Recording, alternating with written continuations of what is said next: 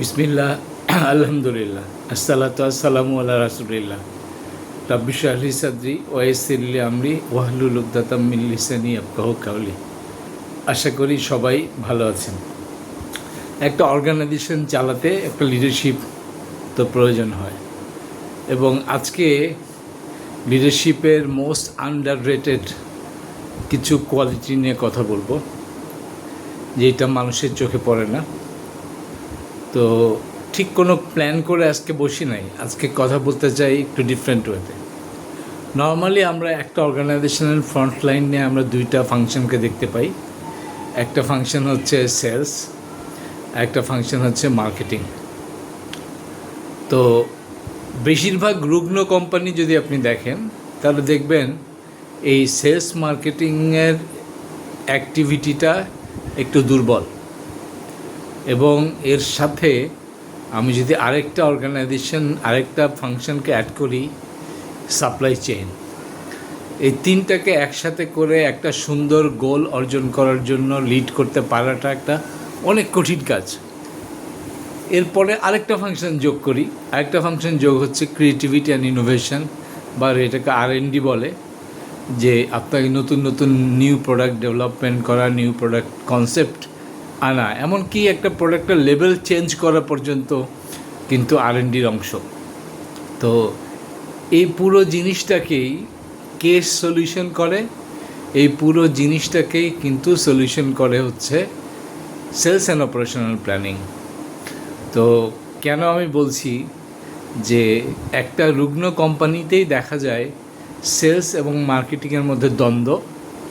কে কোন প্ল্যানিং করবে, trade marketing plan কে করবে, এবং ব্র্যান্ডিং প্ল্যান কে করবে, এটা নিয়ে অনেক দ্বন্দ্ব তৈরি হয়।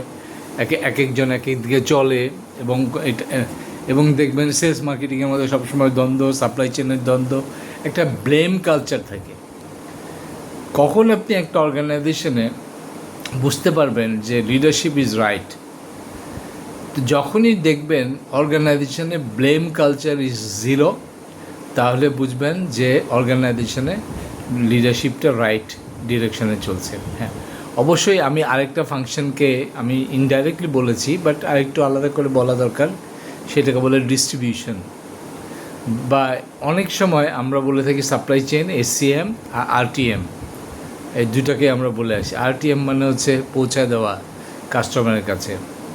তো আপনি চিন্তা করে দেখুন তো, ঠিক কোন সময় আপনি এই পুরো জিনিসটাকে অপারেট করেছেন এবং এই বিভিন্ন ফাংশনগুলি একটা জয়েন্টলি কাজ করেছে, এবং কোনো ফ্রিকশন তেমন হয় নাই, এবং একজন লিডার সেই ফ্রিকশনটাকে কমিয়ে রেখেছে। এই একটা বিষয় কোন সময় আপনি এনজয় করেছেন? আপনি চিন্তা করেন এবং চিন্তা করে দেখবেন যে প্রবাবলি যেই লিডার এটা করতে পেরেছে সেই আপনার অর্গানাইজেশনের জন্য সবচেয়ে রাইট লিডার। আর এক পক্ষ একটা টাইপ অফ লিডার থাকবে যারা এই জিনিসটাকে জিআই রাখবে। হ্যাঁ, একটা কনফ্লিক্ট জিআই রাখবে, এটাকে কনক্লুশন করবে না, সব টিম একসাথে কাজ করবে না। তার মানে he is not a right leader. সে কী করতে চাচ্ছে? সে বেসিক্যালি কাইন্ড অফ জিম্মি করে রাখছে আপনাদেরকে। এবং আমি এমনও দেখেছি একটা অর্গানাইজেশনের এমন লিডার ইচ্ছা করে সেলস ফেলে দেয়। ইচ্ছা করে কেন সেলস ফেলে দেয়? সেলস করে না তার লোকজন। কেন? তার মনপুত হয় নাই, তার মনপুত প্রোগ্রামগুলি রেডি হয় নাই। ব্র্যান্ড তো পড়ে যায় বিপদে, কারণ তারা এক্সিকিউশন প্ল্যান, ব্র্যান্ড কিন্তু প্ল্যানিং করে এবং এক্সিকিউশনটা করে হচ্ছে সেলস। তো যেই কারণে ব্র্যান্ড একটা বিপদে পড়ে যায়, ব্যাকফুটে চলে যায়। তো এইটা চলতেই থাকে একটা অর্গানাইজেশনে। এইটা হচ্ছে একটা সিক অর্গানাইজেশনের লক্ষণ। আবার কিছু অর্গানাইজেশনে আপনি দেখবেন যে সেলস দাবি করে যে আমরাই টার্গেট সেট করব, আমরাই ফিল্ড থেকে টার্গেট নিয়ে আসব। এটা কখনোই আসলে হয় না। নর্মালি আমরা একটা রিসার্চ করেছি, আমরা বিভিন্ন জনের সাথে কথা বলেছি। সেলস অনেকগুলি টার্গেট, অনেকগুলি ফ্যাক্টরের উপরে হয়। একটা কোম্পানির টার্গেট থাকে, বিজনেস টার্গেট থাকে, কোম্পানির গ্রোথ এক্সপেকটেশন থাকে, কোম্পানির প্রোডাকশন প্ল্যানিং থাকে, কোম্পানির ক্যাপাসিটি বিল্ডিং থাকে। অনেক কিছুকে প্ল্যান করে এক জায়গায় একটা সেলস হয়। এবং ডিমান্ড প্ল্যানিং থাকে। এই সব কিছুকে, এই ডিমান্ড প্ল্যানিংকে বিভিন্ন কনস্ট্রেইনকে অ্যাডজাস্ট করে করে একটা পর্যায়ে আসা হয়। এবং ডেফিনেটলি একটা সময় নিউমেরিক প্ল্যানিং থাকে, একটা গ্রোথ রেট ধরে একটা প্ল্যান করা হয়। কিন্তু সেলস থেকে একদম ফিল্ড থেকে কখনোই টার্গেট নেওয়া হয় না, কিন্তু ফিল্ড থেকে একটা জিনিস নেওয়া হয় এবং নিতে হবেই। সেটাই হচ্ছে যে ফিল্ডের বিভিন্ন ডেটা, ইনফরমেশন, দোকানের সংখ্যা বাড়ছে কি না, মানুষের কাস্টমারের হ্যাবিট কি চেঞ্জ হচ্ছে কি না, এবং দোকানের রাউটিং এক্সপেকটেশন ডিফারেন্ট হচ্ছে কি না, তারপরে ডিস্ট্রিবিউটরের অ্যারেঞ্জমেন্ট ঠিক আছে কি না, স্টক এনভায়রনমেন্ট কীরকম, এটা কি 3 সার্ভিং হবে নাকি এটা কি 4 সার্ভিং হবে নাকি এটা 1 সার্ভিং হবে। অনেক ইনফরমেশন, এই ইনফরমেশন ফিল্ড থেকে নিয়ে আপনার প্ল্যান করে এটাকে কিভাবে আপনি এক্সিকিউট করবেন, এই প্ল্যান করবেন। আর সবচেয়ে বড় বিষয় হচ্ছে যে এরপরে চলে আসে মার্কেটিং প্ল্যান। মার্কেটিং প্ল্যান হচ্ছে basically influencing way, how you will influence the demand. আপনি কোন এরিয়াতে আপনি ডিমান্ডকে ইনফ্লুয়েন্স করতে চান, আপনাকে সব জায়গায় করতে চান। যেখানে আপনার সাপ্লাই দিতে পারবেন না ওখানে আপনি ডিমান্ডকে ইনফ্লুয়েন্স করবেন না। তার মানে একটা কমপ্লিট একটা পিকচার নিয়ে কাজ করতে হবে। তো যেটা আমি বলছিলাম যে জায়গাটা আবার আসি, একটা ভালো লিডারশিপের আন্ডারে যখন হয় তখন পুরোটা একটা সিনক্রোনাইজড ম্যানারে কাজ করে। আর একজন লিডার যদি ভালো না হয়, এই সিনক্রোনাইজেশন করাটা অনেক কঠিন। আরেকটা বিষয় আজকে কথা বলতে আমি চেয়েছিলাম, সেটা হচ্ছে যে আপনি অ্যাজ এ লিডার আপনি কি আপনার নিচের লেভেলের সাথে কম্পিট করেন?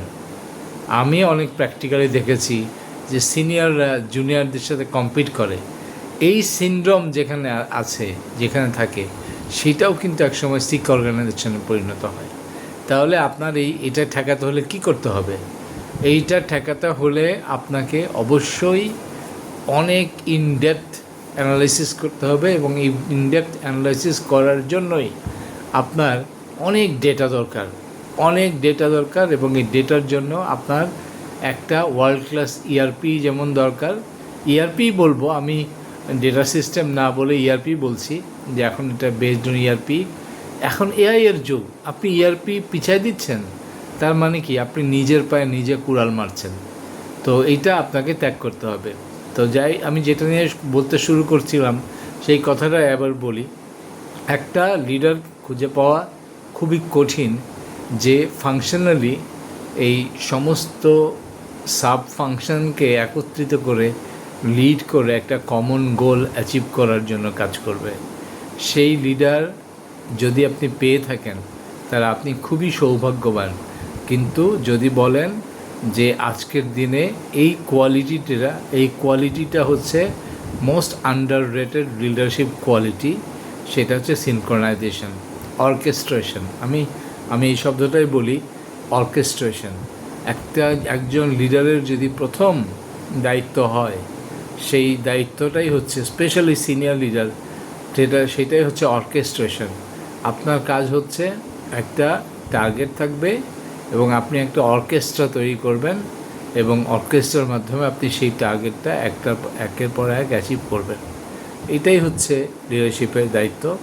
তো আমি খুব ছোট করে এই বিষয় নিয়ে কথা বললাম, আরেকদিন হয়তো সময় হলে এটা নিয়ে আরও ডিটেল কথা বলবো। তাহলে সেন্টারে কী থাকলো?